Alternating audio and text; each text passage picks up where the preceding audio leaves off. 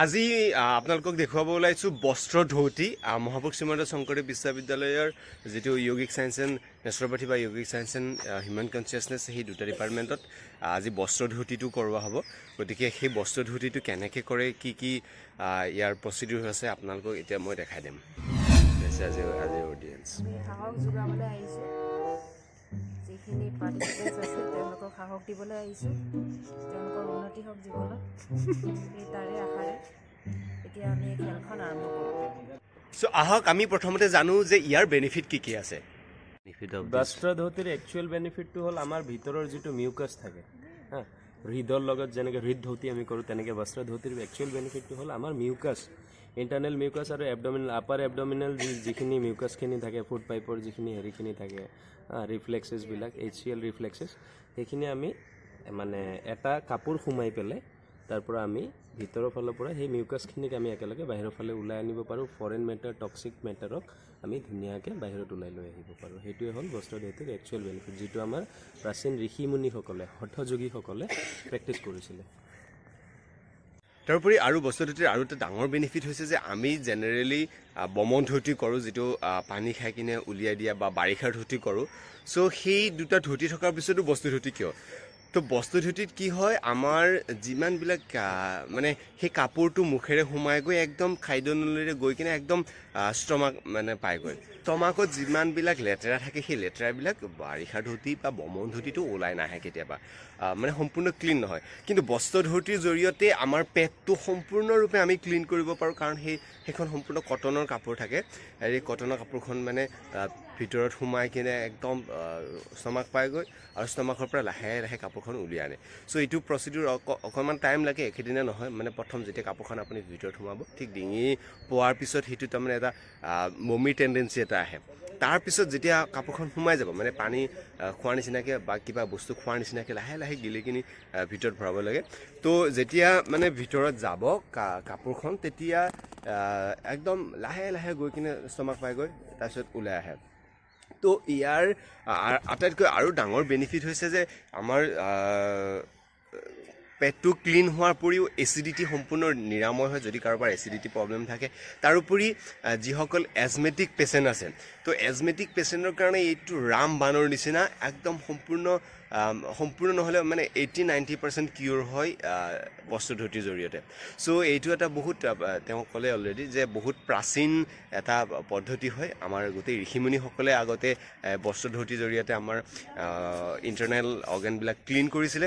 গতিকে আপুনিও এইটো ট্ৰাই কৰিব পাৰে, কিন্তু অকলে কেতিয়াও নকৰিব। এজন গাইডেন্সৰ তত্বাৱধানত বা এজন য়োগা টিচাৰৰ মানে তত্বাৱধানত আপুনি এইটো কৰিব পাৰে। আৰু ইয়াৰ বহুত লাভালাভ আছে। আমাৰ যিহেতু কেতিয়াও আমাৰ ভিতৰখন ক্লিন কৰা নহয়, ইন জেনেৰেলি ক্লিন কৰাই নহয়। আমি পানী খাওঁ বা ওলাই গৈ আছে, বাট আমাৰ যিটো খাদ্যনলী, যিটো সদায় আমি খাদ্য খাওঁ, সেইটো কেতিয়াও ক্লিন কৰা নহয়। চ' যাৰ ফলত কেতিয়াবা কিছুমান তাৰ ভিতৰত টক্সিন কিছুমান থাকে, আৰু টক্সিন থাকিলে সেইটো লাহে লাহে ইনফেকশ্যন হয়, বিভিন্ন ধৰণৰ বেমাৰ আজাৰ হ'ব পাৰে।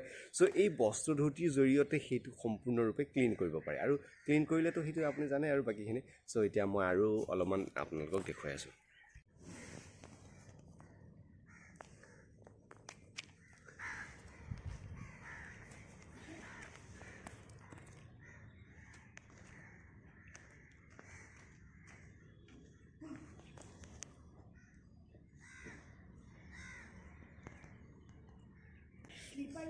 তো বস্ত্ৰ ধৌতি কৰাৰ আগতে আপুনি কি কৰিব লাগিব, এনেকুৱা এইখন কাপোৰ দেখিছে ন, এই কাপোৰখন গৰম পানীত তিয়াই থ'ব লাগে, ধৰক 5 পৰা 10 মিনিট সময়, যাতে কাপোৰখন অলপ ঢিলা হৈ যায়।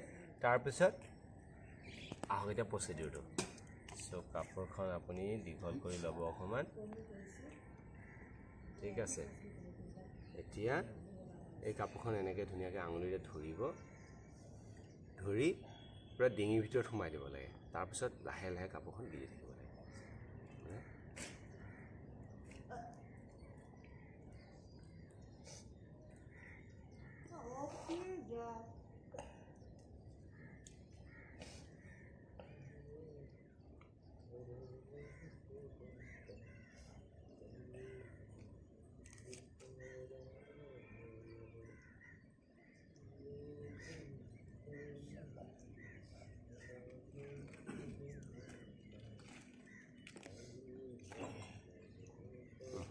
আৰু ইয়াৰ মেইন ৰেষ্ট্ৰিকশ্যন কি আছে ইয়াৰ ৰেষ্ট্ৰিকশ্যন তুমি যিবিলাকৰ ধৰা হেৰি আছে আলচাৰ্ছ আছে যিবিলাক মানুহৰ ক্ৰনিক হেৰিৰ পৰা আলচাৰ হৈ আছে ক'ৰবাত কিবা এবডমিনেল কিবা চাৰ্জাৰীজ আছে বা হাৰ্ট চাৰ্জাৰীজ আছে বা এনেকুৱা ধৰণৰ ফুড পাইপ ৰিলেটেড যদি কিবা প্ৰব্লেমছ আছে সিহঁতৰ বা over of hyper tension over HCl চিক্ৰিশ্যন এনেকুৱা ধৰণৰ কিবা প্ৰব্লেম এইবিলাক মানুহে যিবিলাক ক্ৰনিক ৰিচেণ্ট কাৰোবাৰ যদি চাৰ্জাৰীজ আছে স্পেচিয়েলি সেইবিলাক মানুহে মানে বস্ত্ৰ ধৌতিটো স্পেচিয়েলি কৰিব নালাগে খোলা খোলা খোলা খোলা খোলা খোলা খোলা আৰু খোলা এই দেখিছে কাপোৰখন এতিয়া একদম ৰঙা হৈ গৈছে কাৰণ এওঁ বহুত তামোল খায় আৰু মুখখন ৰঙা কৰা এয়া দেখিছেনে এই জিভাডাল যিহেতু এওঁ ৰঙা গতিকে এইখনো সেইকাৰণে ৰঙা হৈ আহিছে